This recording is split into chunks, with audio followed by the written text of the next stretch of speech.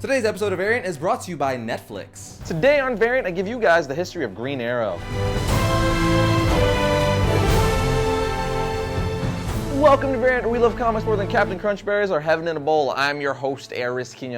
Since the Arrow TV series has been back in full force for a while now, and I'm a huge fan of the Hooded Vigilante, along with a lot of you guys asking me to do a history of episode for the Emerald Archer, that's exactly what I'm going to be doing today. So, for all those reasons I just mentioned, and even more, I'm going to stop rambling and get right into it.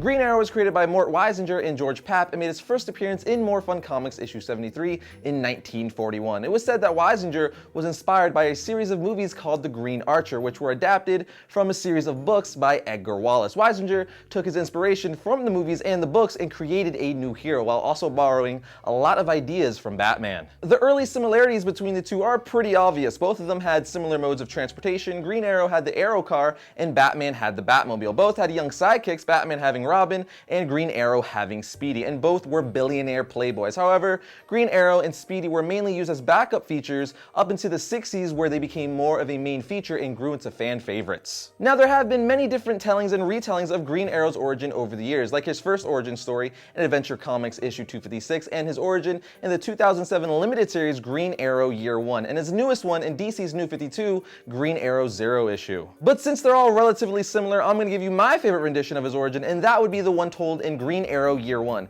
In the comics, Oliver Queen is a rich playboy who inherited millions of dollars when his parents died.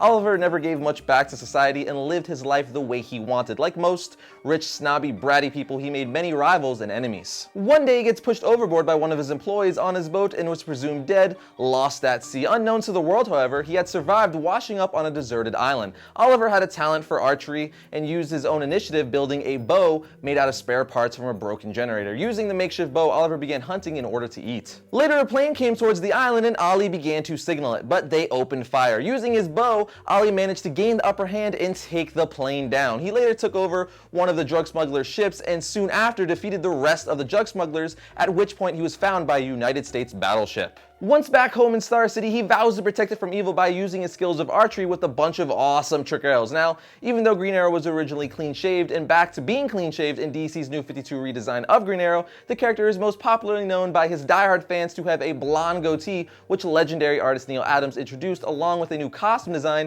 in 1969 in The Brave and the Bold issue 85. Which ever since has been known to many fans as the definitive look for the Emerald Archer, so I know at least for me I kinda miss his goatee. Writer Dennis O'Neil followed up on Green Arrow's new appearance by completely remaking the character's attitude in the pages of Justice League of America issue 75, giving his personality a rougher edge. This revision was explained by having Oliver Queen lose his fortune due to forged documents of him engaging in corruption. He then became an outspoken advocate of the underprivileged in society and a political left wing. Eventually, Green Arrow shared a title with Green Lantern simply called Green Lantern and Green Arrow, or Green Lantern co-starring Green Arrow, whichever you prefer. It was within this title that one of the most controversial storylines in comics happened. In issue 85 of Green Lantern and Green Arrow, it was revealed to Green Arrow that his sidekick Speedy was a drug addict addicted to heroin, as depicted on the cover. It was a huge deal back then to reveal a superhero being a drug addict, on top of the cover showing Speedy about to shoot up heroin. This story was written to talk and touch upon the huge drug problem that was going on with teens at the time.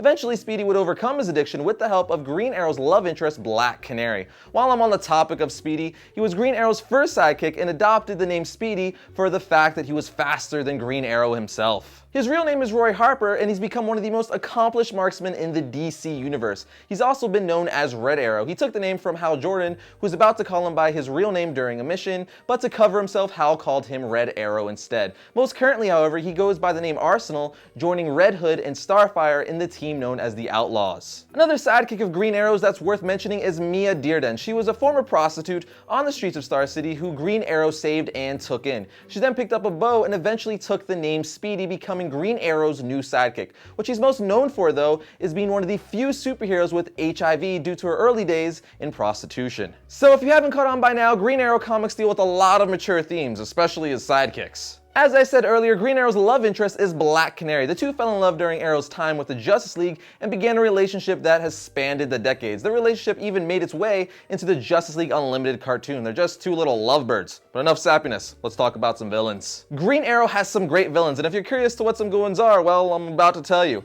You have Count Vertigo, Merlin, Komodo, Brick, and Deathstroke, who's a shared villain with Batman and the Teen Titans. Now, I couldn't end this history of episode without giving you guys some good reading material for Green Arrow. You have Green Arrow Year 1, Green Arrow Quiver, Green Arrow The Longbow Hunters, Green Lantern, and Green Arrow Volumes 1 and 2. Volume 2 actually features the award-winning story Snowbirds Don't Fly, which is the storyline that deals with Speedy's drug addiction I was talking about earlier. Then you have Green Arrow The Midas Touch, Green Arrow Triple Threat, and lastly, The Senator's Been Shot, which takes place in The Brave and the Bold issue 85. But those are just a few great stories to get your Emerald Archer fix.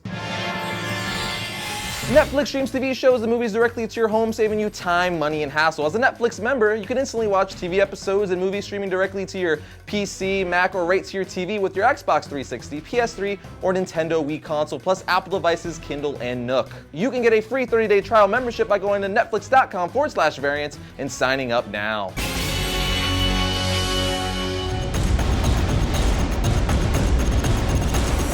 First up for Wednesday, December 4th, we have The Amazing Spider-Man 700.1. It's the return of Peter Parker, well, sort of. Doc Ock is still the superior Spider-Man, but this mini-series gives us stories with Peter Parker under the web suit once again. Now we have Guardians of the Galaxy issue 9. This is an Infinity tie-in. The Infinity adventure continues as Thanos' rise might lead to the Guardians' fall. Next we have Green Lantern issue 26. Still in disarray after the events of Lights Out, Hal and Kilowog struggle to enforce the corpse. Here we have Earth 2 issue 18. The new Batman of Earth 2 tries to turn the tide in the war against the forces of Darkseid and Apocalypse. But even as new allies reveal themselves, the planet trembles before its new rulers. And finally, we have Batman Superman issue 6. Throughout the cosmos, one name commands respect above all others, and that name is Mongol. And this time, he has his eyes set on Earth. Well, that brings another episode of Variant to a close, but if you can't get enough of the show, be sure to like our Variant Facebook page to keep up with the show and all things comic related. And if you guys like hearing me rant or just want to talk to me, you can follow me on Twitter at twitter.com/Arris_Quinones. But as always, I'll see you guys next week when I talk about all things comics. Boom!